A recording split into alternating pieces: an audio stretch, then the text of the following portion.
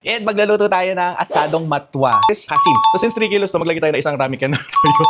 And all the way from Laguna, dinala ko ang abo ni Lolo. Charot lang. Ito yung pinagtutukan ng mga manok panabong niya. Hala, ang alat na! Adakal mo sa sabyang. Mga beshi mo, freshly squeezed calamansi. So, ang gagamitin daw bell pepper ay green at pula. Ngayon, lalagyan ko lang ng bell peppers. Tapos, kuha tayo ng laurel. Alam nyo ba, ang laurel, pinangalanan siya ng laurel dahil kilala niya sila Jose P. Laurel. Sila ang unang pamilya ang nakapagtanim ng laurel sa Pilipinas. Charot lang, malay ko ba kung saan galing kong laurel. Saka alam ko, ito galing sa Robinsons. Tapos, lalagyan din natin ng kamatis. Babad lang sila dyan. And then, meron ka ng ensaladang pork. Mamassage lang natin yan. So, dapat sa marinade pa lang daw, andun na yung asim ng calamansi. So, babad nila siya mga 6 hours. May ganun time. Lulutuin na natin agad yan. Huwag tayo maglulukuhan dito. Tapos yung bell pepper. Mga 5 kilo. Ang dami bell pepper. Parang sabi nung nagbibenta ng bell pepper, ano pong lulutuin ninyo? Sabi ko, wala kang pake, magtinda ka lang. Shoutout kay Ate Maria para sa itong video na to. Bell peppers mo to, be proud. So, lalagyan na tayo dyan ng oil. Kahit anong mantika, huwag niyo i-limit yung sarili niyo sa isang brand. Ito na ang ating marinated pork. Mag-sear na tayo. Iwan lang natin yan hanggang sa masunog.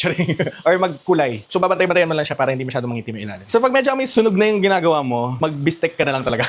Pero ang goal natin dito is magkaroon ng char aftertaste. So, okay lang na magsunog-sunog daw yan. So, pag na-achieve na natin yung ganyang color, ilalagay na natin siya sa isang tabi. Magpapahinga muna siya. Yan. Sear ulit natin yung iba. So, ngayon, ilalagay na ulit natin yung mga pork natin. And dito na tayo magpapakulo para yung lasa is nandyan. So, okay lang may mga sunog-sunog ng konti ilalim na kasi nga may sauce. Mag-add or maglalagay ng depth yan sa flavor. Yan. So, lalagyan natin yung tubig.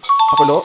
So, hindi dapat lalagyan ng tubig. So, ngayon, yung marinade natin kanina, since maparami ako ng kalamansi, nilagyan ko ng tubig para mabalance siya. So, papakuluan lang natin yan, tatakpan natin, 40 minutes to 1 hour or up to 3 hours. Okay? And ayan na. So, pinapakuluan na natin to for 20 minutes. Ngayon, isa-slice na natin siya ng maliliit para mas mapalambot pa natin since hindi tayo nagamit ng pressure cooker. Kasi sabi nila, iba pa rin daw ang lambot ng pakulong ganito than the pressure cooker. Yan. So, ang slice po nito ay, papaano mo na? Sigit na mo na. So, slice po natin. Parang, yan. Wow! Tingnan nyo naman yung piece na yan, oh. Ayan, so hiniwan natin. Pinakamalaking part, medium rare siya. Okay lang yan kasi ang goal naman natin dito is mag-absorb yung flavors ng marinate natin kanina tsaka yung mga pinaggagawa nating tusta-tusta. Papakuluan pa natin yan. Unless, aswang ka, gusto mong kainin to, okay lang. Ayan, tinulungan na tayo ni Madam mag-filter. Kasi magigisa na tayo. Ayan. So magigisa na tayo. Para hindi masunog ang ating margarine or butter, lagyan tayo ng very, very light na oil lang. Ayan, so tutunawin lang natin yung margarine natin. So ngayon, sibuyas, lagyan na natin. Lagyan tayo ng garlic.